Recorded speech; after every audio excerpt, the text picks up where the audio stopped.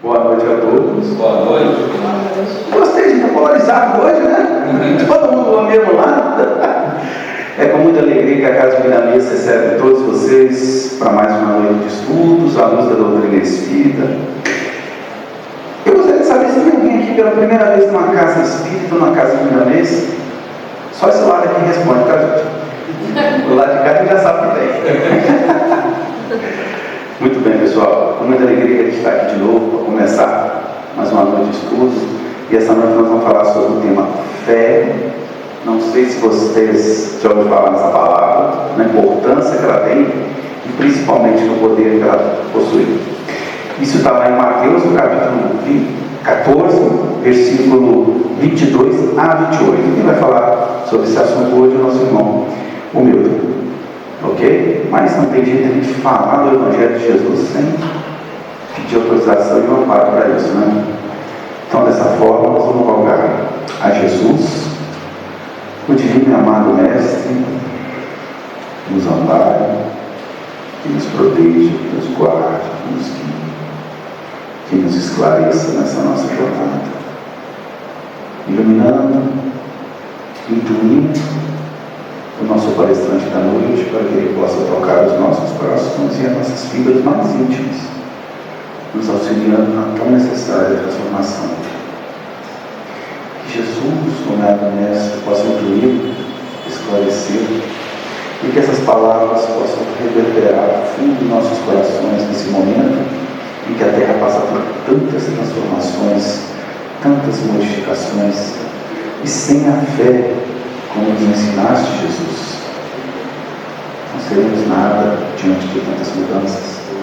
Seremos como a folha que o vento leva para os lados. Nos auxilie, Jesus, se ilumine, Jesus, nos abençoe, Jesus. Que tua paz seja conosco, hoje e agora e por todo sempre, e que assim seja.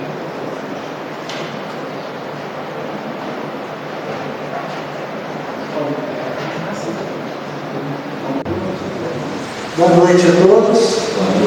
Que Jesus abençoe a cada um de nós no nosso esforço. Hoje a chuva pegou muita gente de surpresa. Então, mesmo assim, debaixo do tempo, das adversidades do tempo, nós devemos cumprir aquilo que Jesus nos orienta dentro da nossa fé. E rogo a Jesus para que possa, nessa noite, trazer aqui as palavras como apóstolo de Jesus, para que possa servir de consolo, de conforto e de orientação para aquele que está sofrendo, para aquele que está passando por dificuldade.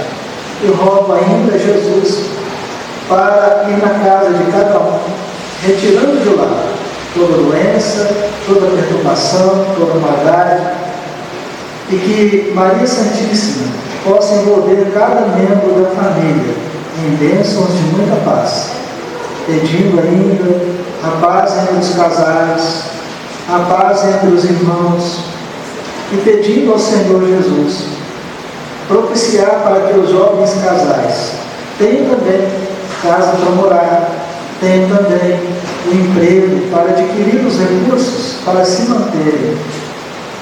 E nós vamos lembrar no assunto que nós nos propomos a trazer, que é a fé. Nós vamos lembrar que há muitos séculos atrás, na Arábia, as caravanas cortavam o deserto, conduzindo as pessoas de lugares diferentes para os entrepostos comerciais, para as trocas, que eram comuns naquela época, para a venda, para trocas, que eram comuns. E uma grande caravana tinha se formado sob a condução de um sábio dirigente, e eles, muitas noites, passaram viajando, muitas noites e muitos dias, e a cansar do dia após a caminhada, eles acampavam e faziam ali as suas refeições e descansavam, E o chefe da caravana observava sempre um velhinho que toda noite ele se punha a orar junto à sua tenda. Orava com uma fé tão grande e tão comovente que aquele chefe da caravana ficou impressionado, porque ele era um homem prático, ele era um homem voltado à razão, e ele não entendia como podia uma pessoa tão idosa com tamanha fé. Então ele se aproximou do velhinho e perguntou para ele: meu amigo, vejo que a sua fé é muito grande, mas como que você pode, você que é tão inculto, que não teve a oportunidade de ler os textos sagrados, de onde você obtém tanta fé?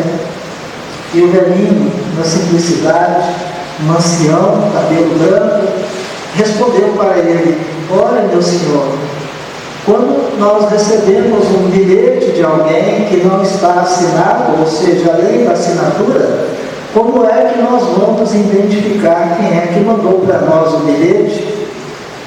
E o Senhor respondeu: pela letra.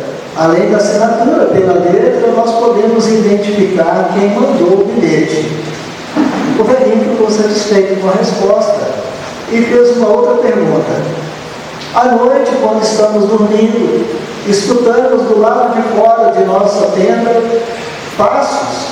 Como podemos identificar se quem passou por ali foi um cavalo, se foi um boi, se foi um cabrito? E o chefe da caravana disse: olha, é muito simples, pelos rastros, basta examinar os rastros que nós vamos identificar que tipo de animal foi aquele que passou do lado de fora da cabana durante a noite. E o velhinho então pegou pela mão aquele senhor que demonstrava um desejo enorme pela ânsia do saber, levou para fora da tenda e mostrou para ele o céu, a lua brilhante e o céu pontilhado de estrelas faiscantes. E o ancião perguntou para ele: está vendo aquelas marcas lá em cima? Aquelas não são marcas de homens. Será que foi que deixou aquelas marcas? E aquilo calou tão forte no coração deste caravaneiro, que naquele mesmo momento ele se ajoelhou junto com o ancião e os dois começaram a orar a Deus. Então, a fé, a nossa fé, quase sempre depende dos outros para que ela possa desabrochar. É muito difícil um eremita, uma pessoa que vive só, desenvolver o sentimento da fé, desenvolver a atitude da fé, porque a fé, na maioria das vezes, na maioria das circunstâncias, surge na nossa vida somente após eventos de grande dor, de grande sofrimento. Na maioria de nós, não vamos dizer que é em todas as pessoas, mas na maioria de nós a fé desabrocha após tormentos de dor e de sofrimento. E o texto do Evangelho, aqui nos Referidos, em Lucas capítulo 17, os apóstolos então se aproximaram de Jesus e perguntaram para ele: Senhor, acrescenta-nos a fé. Pediram para Jesus: Senhor, queremos ter fé, acrescenta-nos a fé. E Jesus não acrescentou a fé deles. Jesus não lhes deu fé e nem explicou por que não deu fé. Jesus simplesmente disse: se tivesses a fé do tamanho de um grão de mostarda, diríeis a esta moreira: desagarra-te daqui e planta-te no mar, e ela obedeceria. E Jesus continuou explicando: porventura um senhor agradece os seus empregados por ter cumprido o seu dever? Creio que não, responderam os apóstolos. Assim também vós, quando fizerdes tudo o que vos for mandado, dizei para consigo mesmo: somos servos inúteis, porque fizemos somente o que devíamos fazer. Então, nessa passagem evangélica, capítulo 17 de Lucas, versículos 5 aos 10, Jesus explica. Jesus não lhes dá fé, porque a fé não tem como ser dada. A fé não tem como ser transmitida, transferida de uma pessoa para outra, porque a fé é uma conquista pessoal, intransferível. Mas Jesus explicou para eles, animadamente, sobre a grandiosidade da fé. Não no sentido de dar fé para eles, porque é impossível dar fé para alguém, mas no sentido de motivar. Jesus motivou: se tiverdes a fé do tamanho de um grão de mostarda, dizei a esta amoreira: sai daqui e vai para o mar, e assim aconteceria. Fé do grão de mostarda é uma fé pequena, mas que é capaz de transformar, porque a semente da mostarda é uma das menores sementes. No entanto, ela produz uma árvore. E essa mostarda que se fala no Evangelho não é a mostarda que nós conhecemos aqui no Brasil. A mostarda que se refere ao Evangelho é uma mostarda, é um arbusto, uma árvore, onde os passarinhos fazem ninhos. Mas se formos fazer essa parábola, trazendo o exemplo da natureza do Brasil, nós diríamos: olha a semente do eucalipto. Não sei se vocês conhecem a semente do eucalipto. É como um pó, quase um pó, de tão minúscula. E olha o tamanho da árvore que ela produz. Uma árvore gigantesca. Então, a semente traz em si um potencial. Então, a semente representa a fé. A fé potencial que existe, mas as circunstâncias da vida é que farão esta fé desenvolver e crescer como uma árvore.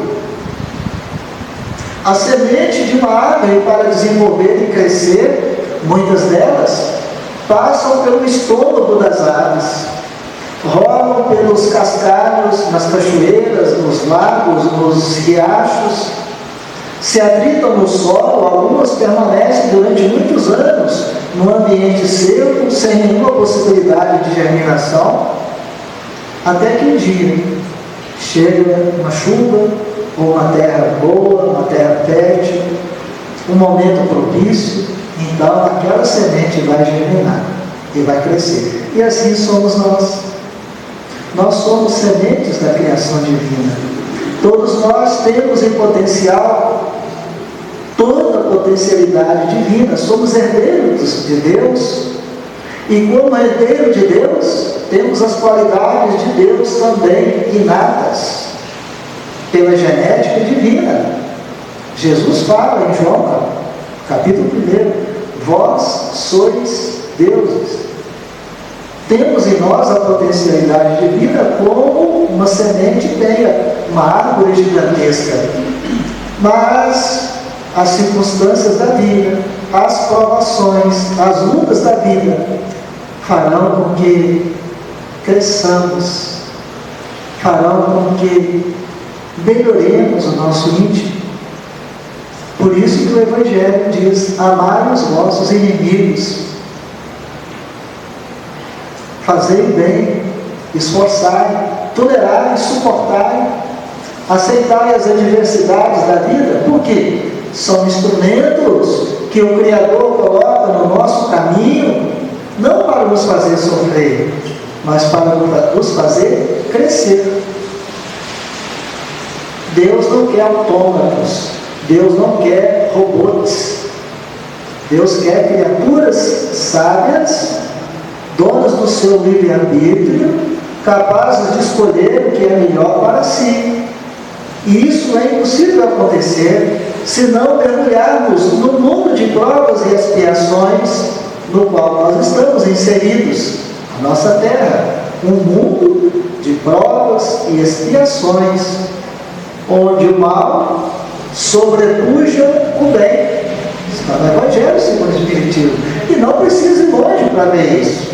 É só assistir o jornal. O mal sobrepuja o bem. O bem luta com uma dificuldade enorme para prevalecer, para sobreviver. O mal, parece que tudo favorece para o mal, mas é a condição do nosso mundo. São as provas, são as expiações que nos fazem desenvolver a potencialidade divina. Então Jesus disse que somos servos inúteis quando cumprimos apenas as obrigações, agindo sem fé.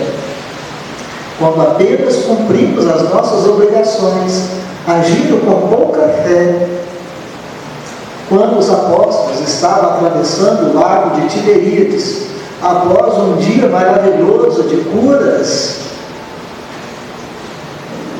e de orações e de esclarecimentos, Jesus então teve que fugir do povo de noite, porque o povo queria seguir Jesus. Então os apóstolos foram na frente e Jesus veio depois caminhando sobre as águas. No meio do mar, à noite escura, os apóstolos viram aquele homem andando sobre as águas. Ficaram apavorados. Acharam que era um fantasma. E Jesus disse: não tenham medo, sou eu. E Pedro, o mais experiente, disse: se é o Senhor, permita então que eu também ande sobre as águas. E Jesus disse: pois venha. Pedro então, ao entrar no mar, afundou. Jesus o segurou pelas mãos e disse: homem de pouca fé. Homens de pouca fé. Então Jesus várias vezes se refere a nós como homens e mulheres de pouca fé. Porque ainda não confiamos em Deus, confiamos mais em nós, confiamos mais no governo, confiamos mais nas forças, na polícia, nos pais, e não confiamos em nós. Esquecemos que todos, sem exceção, somos filhos de Deus. E Jesus disse: das ovelhas que meu Pai me confiou, nenhuma se perderá. Então, tenhamos a certeza: Jesus é o governador do nosso mundo, Jesus é o governador da nossa terra. O anjo Ismael é o governador espiritual do nosso Brasil. Precisamos orar, precisamos confiar, cumprir a nossa parte, cumprir o nosso dever. E aquilo que está acima da nossa condição, acima da nossa capacidade, Deus vai providenciar. Jesus vai providenciar. Mas não podemos esquecer de fazer a nossa parte, porque cada um será dado segundo as suas obras. O mecanismo das leis divinas é uma coisa maravilhosa quando nós entendemos isso. Nós precisamos fazer a nossa parte. Se não fizermos a nossa parte bem feita, não teremos merecimento. E existem as provações coletivas, onde uma comunidade toda pode ser submetida a uma situação de extrema dificuldade, de extrema penúria. No livro Memórias de um Suicida, psicografia de Dona Ivone Pereira, autor Camilo Cândido Botelho, que é um pseudônimo do poeta português Camilo Castelo Branco, lá nesse livro, que André Luiz chama de o maior tratado de mediunidade que já existiu na face da Terra. O espírito Camilo Castelo Branco diz que o problema do Brasil, presta atenção, o problema do Brasil foram os 388 anos de escravidão, onde nós apropriamos do trabalho dos outros. da força dos outros, para o nosso conforto, para o nosso prazer. Então, nós estamos debaixo de uma aprovação coletiva. Então, a fé potencializa o discípulo, dando vitalidade à sua obra. Se apenas cumprimos aquilo que as leis divinas esperam de nós, seremos servos inúteis. Palavra de Jesus. Seremos apenas servos inúteis, que fazem somente aquilo que compete à sua obrigação. Então Jesus espera mais de nós.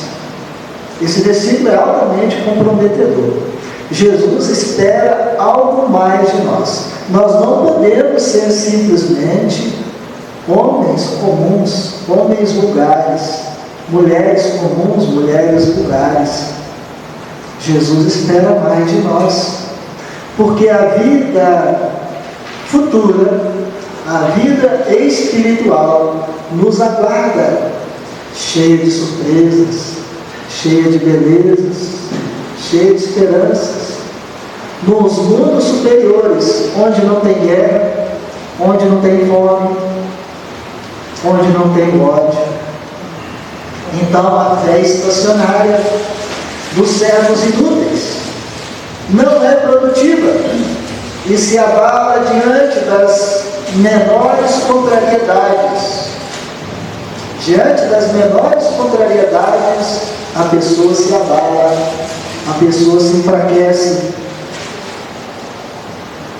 Isto é o comportamento dos servidores que nada mais fazem do que a própria obrigação. Então precisamos fazer além. Não é fácil. Mas os espíritos superiores nos ensinam que nós não precisamos sofrer para viver a vida cristã, para viver a vida espiritual. Certo Espírito disse para nós numa reunião mediúnica: Jesus não espera o impossível de nós. Jesus só quer de nós aquilo que nós damos conta. Porque muitas vezes as pessoas colocam as realizações espirituais no nível tão elevado que as pessoas desistem. Então, não é para desistir. Jesus não quer o impossível. Jesus não quer nada que nós não damos conta. Ele só quer o que nós damos conta. Vamos ver um exemplo simples, exemplos muito simples. O livro Nosso Lar, que todo mundo aqui já deve ter lido. É o primeiro livro da série de André Luiz. No livro de Nosso Lar, nós vamos ver o caso da mãe do André Luiz, que era uma dona de casa, cuidava dos filhos, cuidava da casa, do marido, era cristã. O André Luiz diz no livro que lembra dela envolta em um chale, com meias de lã, cuidando dos afazeres de casa. Ao desencarnar, ela se localizou espiritualmente num plano muito superior à cidade de Nosso Lar. Uma dona de casa.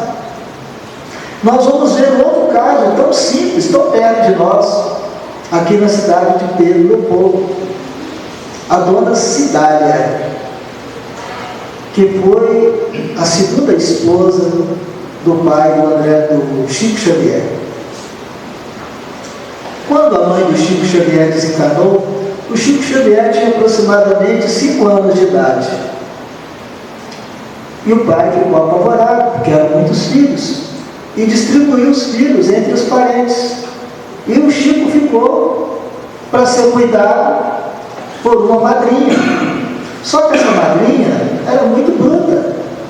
E o Chico, um menino muito simples, muito recatado, não podia nem chorar. Quando ele chorava, ela espetava um garfo na barriga dele.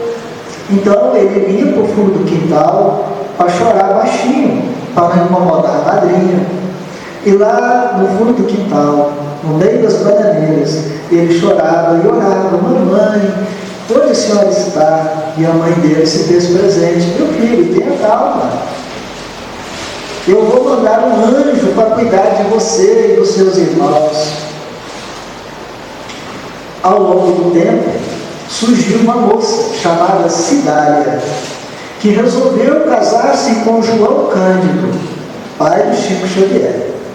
Casou-se com ele já mais velho, ela mais jovem, casou-se com ele, e o primeiro plano dela foi juntar todos os filhos, e juntou todos eles, cuidou de todos eles, e passou a ser o anjo que a mãe disse que lhe enviaria. Quando chegou o dia da desencarnação de Cidália, Chico Xavier já era um homem formado, médium.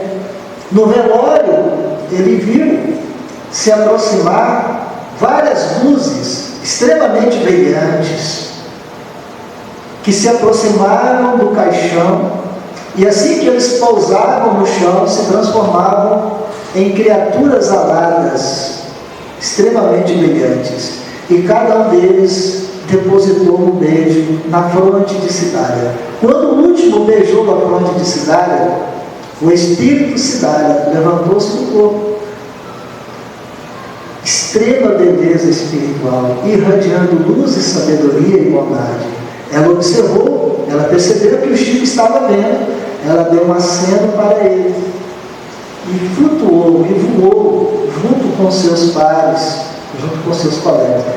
Uma dona de casa, casada com um viúvo, cuidando de vários filhos que não eram dela, com amor e bondade. Um anjo que veio dos céus, nas simples tarefas domésticas. Então, Deus não espera o impossível de nós. Deus só quer aquilo que nós damos conta. Precisamos ter essa convicção, porque muitos de nós achamos que temos que ser que nem o Chico Xavier, que temos que ser que nem o Divaldo Pereira Franco, que temos que ser que nem o Raul Teixeira, que nem os grandes missionários do Espiritismo. Não temos não, absolutamente.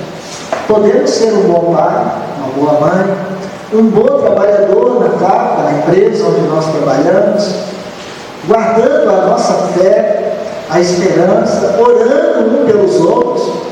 Foi o que o apóstolo Tiago pediu para nós. Confessai-vos uns aos outros e orai uns pelos outros. Orar uns pelos outros é uma demonstração de fé.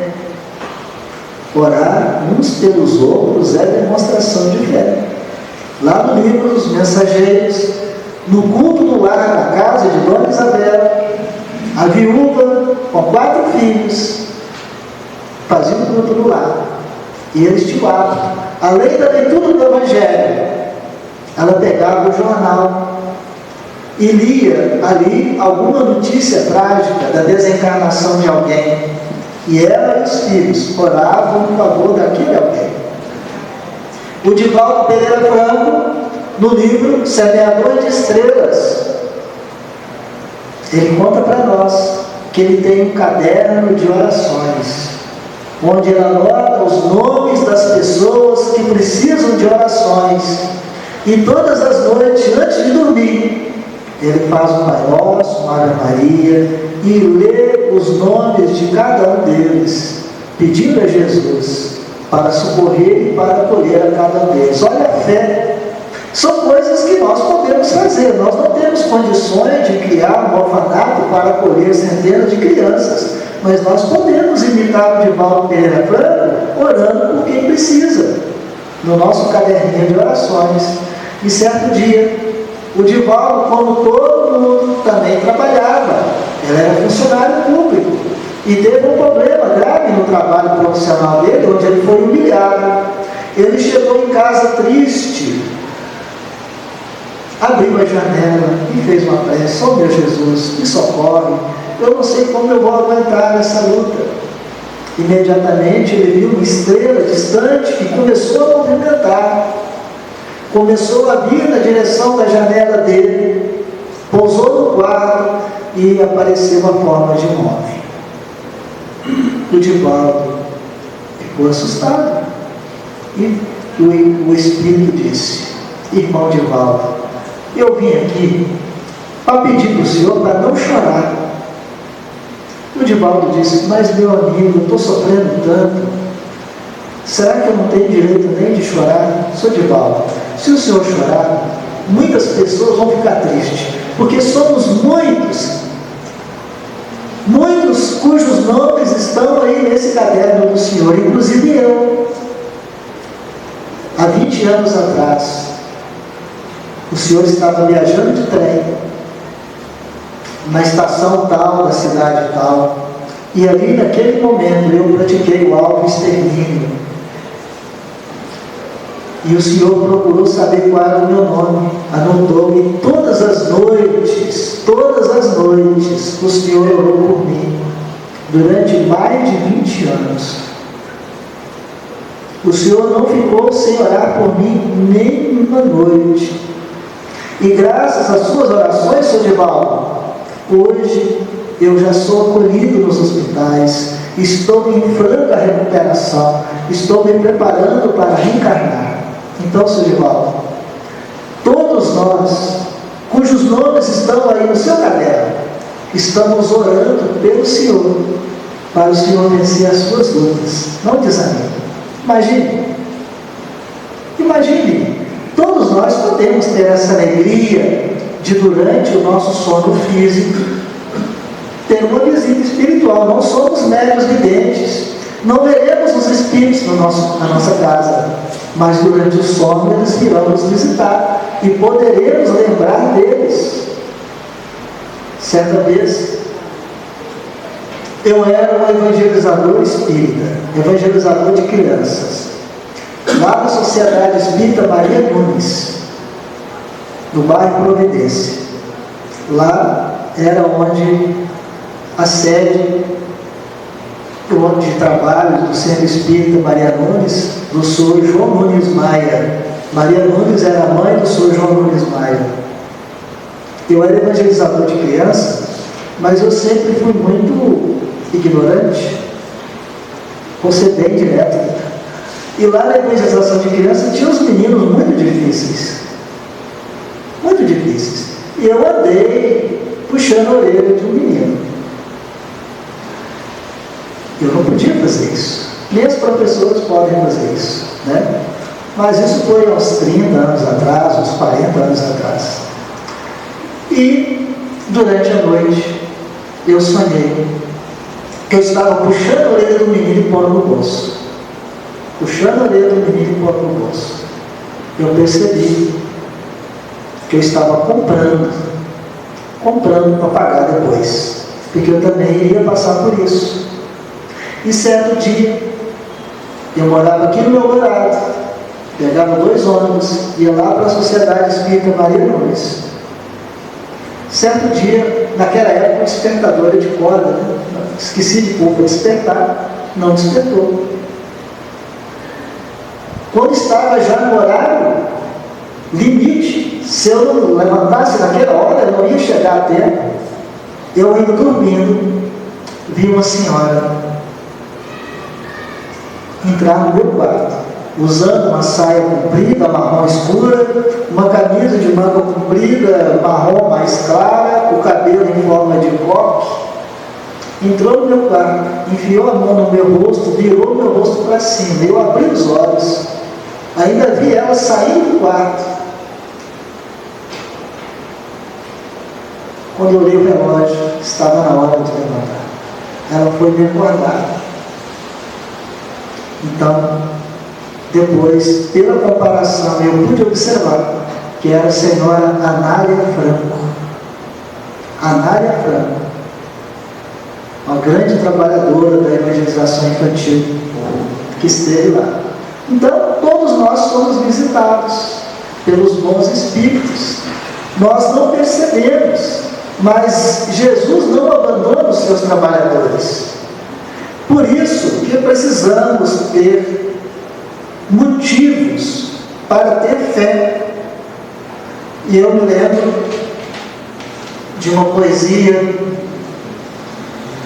de uma poeta de Goiás chamada Cora Coralina. Cora Coralina trouxe para nós saber viver.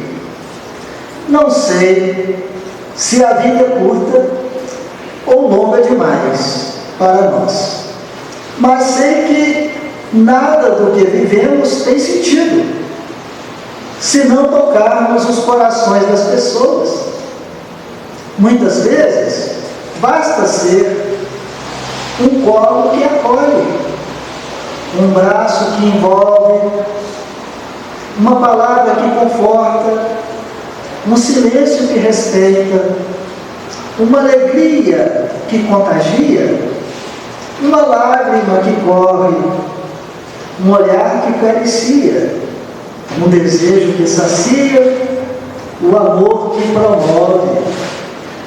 E isso não é coisa de outro mundo, é o que dá sentido à vida, é o que faz com que a vida não seja nem curta e nem longa demais, mas que seja intensa, verdadeira, pura, enquanto durar. Não, é o que Jesus espera de nós. É o que Jesus espera de nós. A fé é para isso. A fé não é para nós. A fé é quando sabemos dinamizar o Evangelho. Porque o Evangelho é letra morta no coração frio.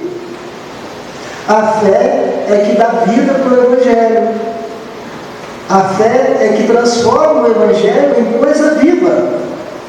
O colo que acolhe, o braço que envolve, a palavra que conforta, o silêncio que respeita, a alegria que contagia, a lágrima que corre, o olhar que acaricia, desejo que sacia, o amor que promove, o amor que faz os outros crescerem.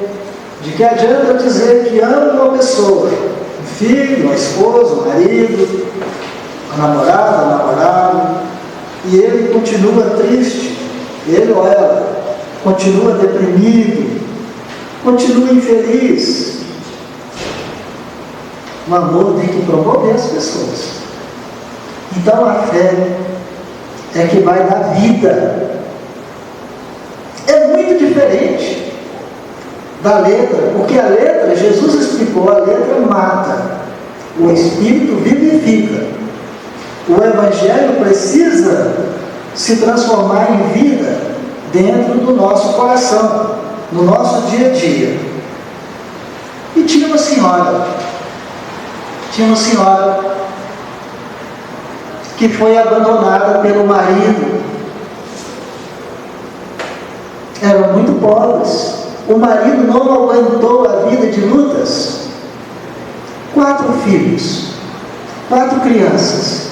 O mais novo, beirando 5 anos de idade.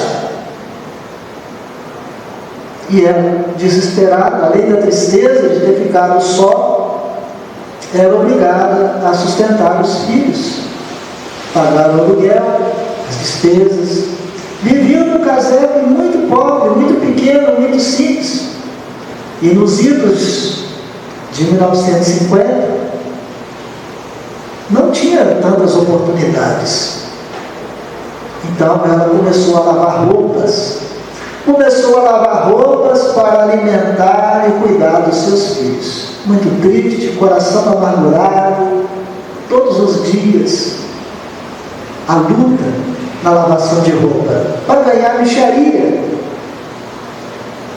Um dia, ela lavando roupas, sentiu uma dor terrível no baixo ventre. Sentiu uma dor terrível. E aquela dor prosseguiu durante a semana toda. Assustada, ela foi ao médico. Examinado, feito os exames, o médico disse para ela: a senhora está doente, terrivelmente doente com câncer. A senhora tem no máximo 6 meses de vida. A notícia não podia ser pior. 4 crianças para cuidar. Uma luta terrível. Então ela saiu do hospital, triste, chorando. No interior as pessoas andam muito a pé. Naquela época, principalmente, não tinha lotação, não tinha dinheiro. Então ela foi para casa, lembrando, escutando, rememorando as palavras do médico, chorando, triste. E ao passar por uma porta que ela não conhecia, ela viu escrito Centro Espírita. Ela lembrou do Chico Xavier, lembrou das curas de Jesus. A porta estava aberta. Ela entrou. Chegando lá, ela foi atendida por um senhor que conversou com ela com muita bondade, com muita pureza de coração, e explicou para ela: olha, o seu caso é grave, você precisa fazer duas coisas.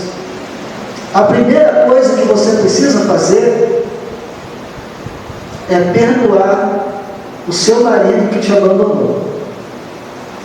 E a segunda coisa que você precisa fazer é conversar com a sua doença todos os dias. Ela não entendeu quase nada, principalmente da segunda coisa. Ela agradeceu e foi para casa. À noite, ela acabou se esquecendo do pedido que foi feito para ela no centro espírita. Custou a dormir, chorou a noite inteira, sentindo dores. De manhã, levantou cedo para continuar na lavação de roupa, mas a dor estava terrível. Então ela pôs as mãos na região do baixo ventre e orou: ó Jesus, eu te suplico, eu tenho 4 crianças para cuidar, não me deixa morrer agora. O moço lá no centro espírita me explicou que isso é necessário, é a justiça divina sendo feita. Eu não entendo, Jesus, eu não entendo, mas eu te peço, não me deixa morrer agora. Deixa pelo menos o meu filho mais novo tirar o 2º grau, completar o 2º grau na escola. E ela, encorajada, foi para o trabalho, conseguiu trabalhar no primeiro dia. No segundo dia, a mesma coisa, ela colocou a mão, orou, e o tempo foi passando. E ela se sentindo forte, cuidando da casa, lavando roupas, passando, e os meninos crescendo. Quando o filho mais novo, 15 anos depois, o filho mais novo tirou o diploma do 2º grau, ela ficou tremendamente doente. Foi internada no hospital e 6 meses depois ela desencarnou. E o médico ficou espantado, porque o médico era ateu. O médico não acreditava em Deus, não acreditava em Jesus. O médico escreveu um artigo numa revista dizendo: eu não entendo o que aconteceu,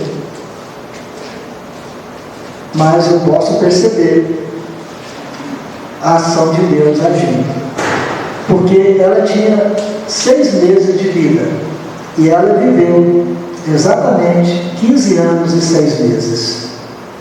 Então, perdoa os que te abandonaram, perdoa os que te feriram, os que te magoaram, e conversa com a sua doença, conversa com ela, porque os nossos problemas, os problemas que Deus colocou no nosso caminho, são recursos didáticos para desenvolver em nós a fé e a esperança.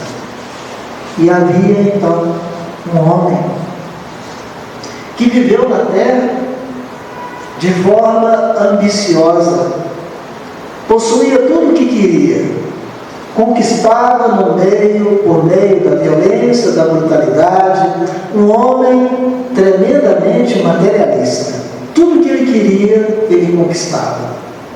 E viveu na fartura, na riqueza, na opulência, desprezando os necessitados, desprezando os pobres, os pequeninos.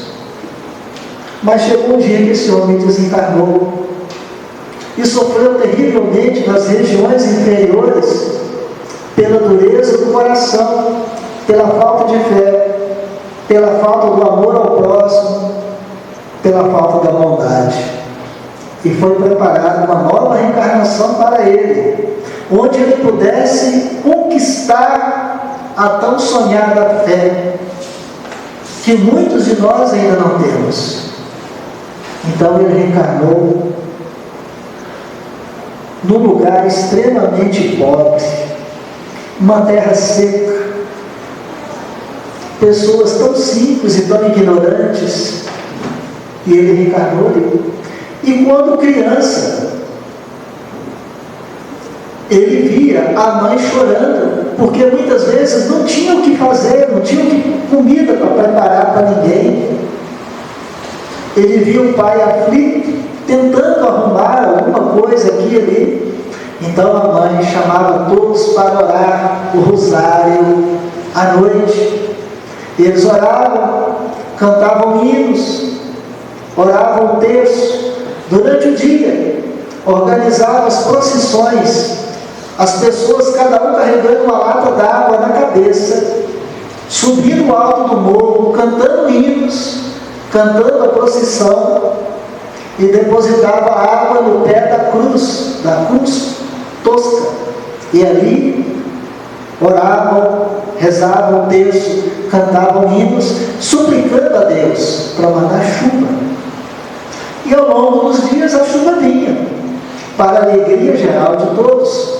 A chuva vinha, produzia, colhiam, mas a chuva não parava. A chuva estava destruindo os terrenos, arrebentando as represas, matando animais, matando pessoas. Então novamente a mãe chamava: vamos orar a Deus, vamos pedir a Deus para parar de chover. E assim foi todos os anos, na infância desse irmão reencarnado. Quando chegou na maturidade, jovem com seus 20 anos, começou a desabrochar no coração dele a fé. Passou a frequentar espontaneamente o culto, segundo a religião que lhes era própria. Começou a orar espontaneamente, rogando a Deus, rogando a Jesus, proteção e amparo. Então, a fé é uma flor roxa, pálida, pequenininha, que nasce no meio das pedras, que nasce no meio das dificuldades, no meio das lutas. Não adquirimos fé na fartura e na riqueza e na bonança. Nós vamos dar testemunho da fé, é nos momentos de prova, é nos momentos difíceis. E o Emmanuel ensina para nós que a prova decide o futuro, a provação decide o futuro. Isso é assim em todos os lugares. Na escola, o aluno que não passa pela prova vai repetir. O aluno que foi aprovado vai avançando no conhecimento. Não é diferente, porque a aprovação vai chegar para todos nós. E nós lembramos então do centurião de Cafarnaum. O centurião de Cafarnaum, esse nome centurião, é o comandante de uma centúria. Uma centúria é composta de 100 legionários. Uma legião é composta de 5.000 soldados. Uma centúria é composta de 100 soldados. Então, esse centurião era uma pessoa muito boa, bondosa, porque naquela época a Judéia estava sendo dominada pelos romanos, que cobravam tributos, cobravam impostos, e ficaram por ali na dominação durante muitos anos. Então esse centurião era encarregado de tomar conta de Cafarnaum, de impor a vontade de César na cidade de Cafarnaum. Mas ele era muito bondoso, ao ponto dele mesmo construir uma sinagoga, um templo para os judeus. E ele amava tanto as pessoas que conviviam com ele, que um dos escravos, um servo, ficou doente. E ele se preocupou tanto com esse servo que pediu aos amigos do templo, aos doutores do templo que ele havia construído, pediram para eles: olha, eu estou com vergonha de ir até Jesus para pedir pelo meu escravo, pelo meu servo. Será que vocês poderiam pedir? Então, os sacerdotes do templo foram até Jesus, procuraram e disseram para ele: Senhor, o centurião está com um servo doente e ele nos pediu para ver se o Senhor pode curá-lo.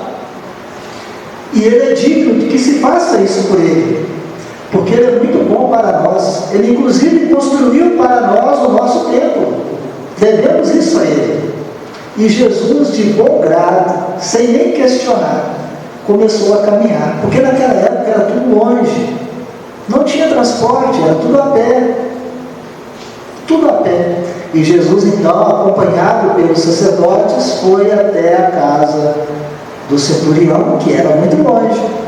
Quando o centurião viu que pela estrada chegava Jesus junto com os sacerdotes, mandou os escravos ir avisar: avisa para ele que não precisa vir aqui, não precisa, porque eu mesmo não me sinto digno de ir até ele, mas diga para ele que basta a palavra dele para que o meu servo seja curado.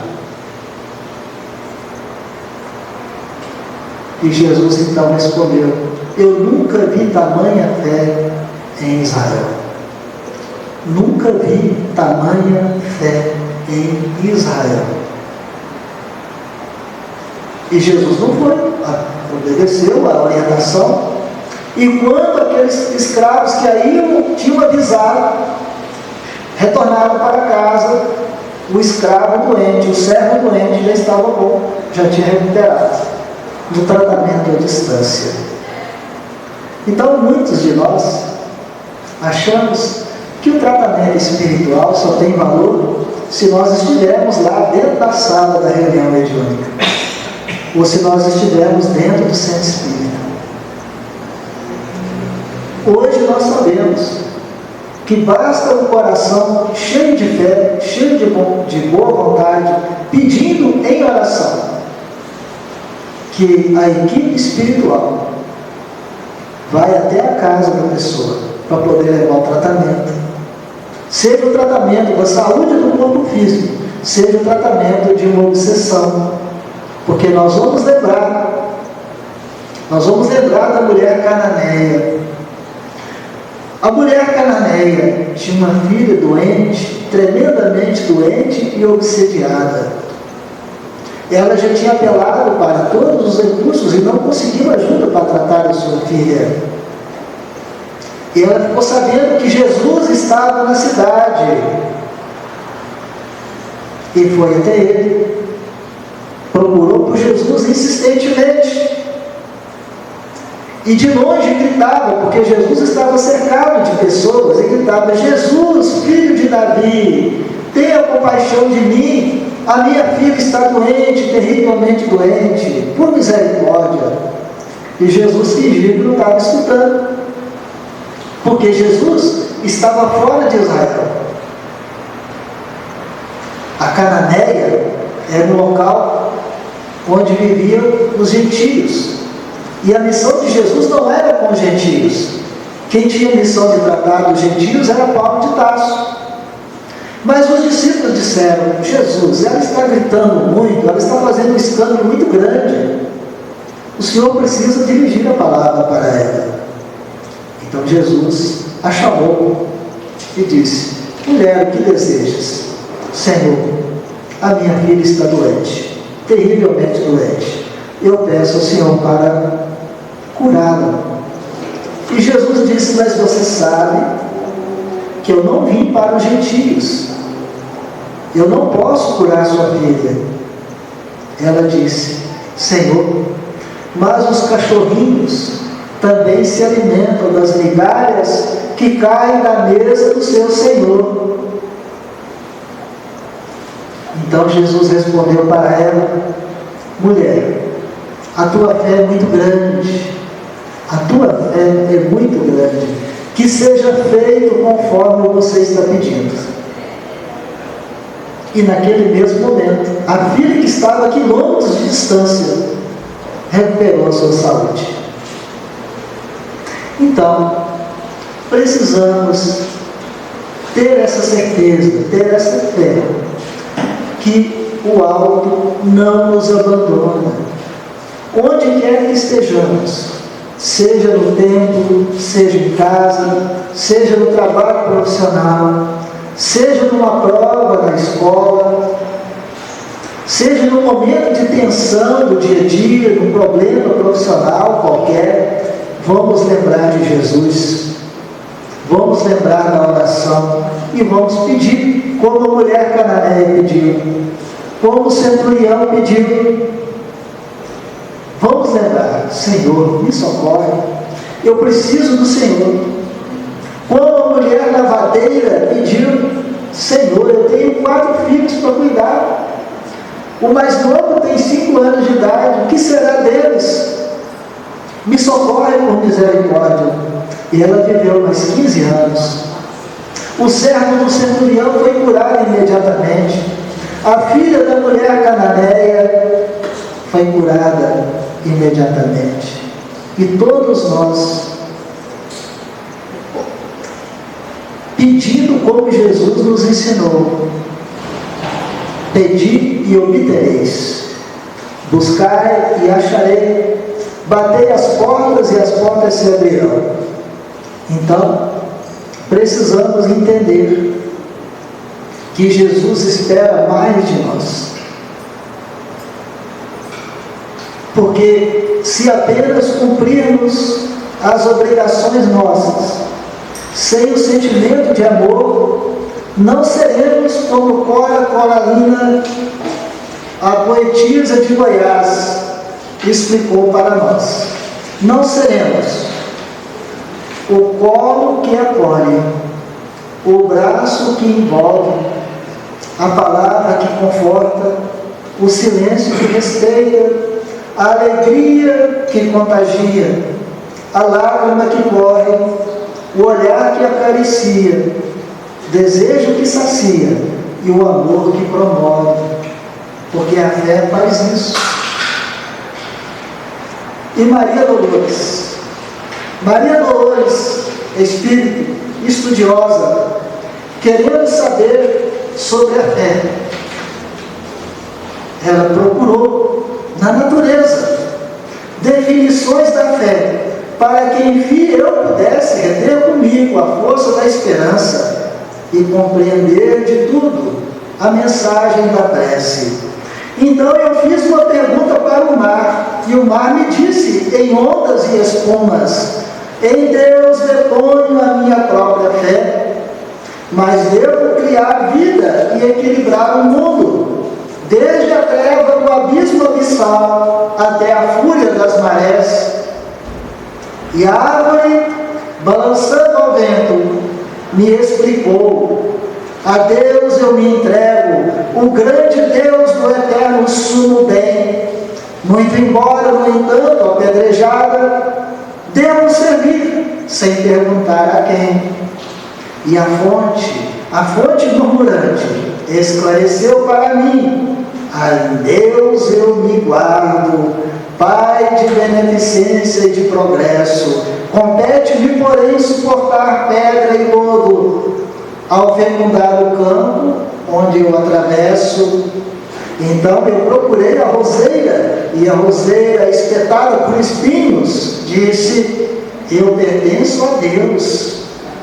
Deus me criou na luz dos dons renovadores, mas mesmo ao corte que me desfigura, não posso me queixar de quem me leva as flores.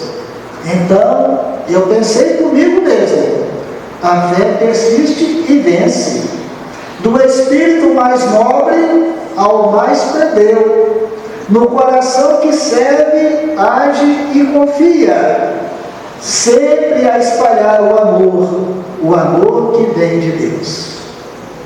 Agradeço demais a paciência de vocês. E eu rogo a Jesus abençoar seus lares com bênçãos de saúde, bênçãos de paz, trazendo muita harmonia entre os casais, trazendo tolerância, paciência e bondade entre os irmãos, e rogando em favor dos jovens casais, para que possam ter casa para morar, que possam ter emprego para trabalhar e para levar seus filhos até Deus. Muito obrigado a todos.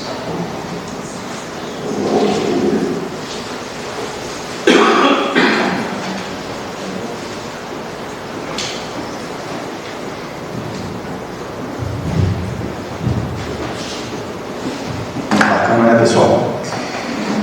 Nesses momentos que nós vivenciamos na nossa ordem terrestre, nada mais oportuno do que falar de fé.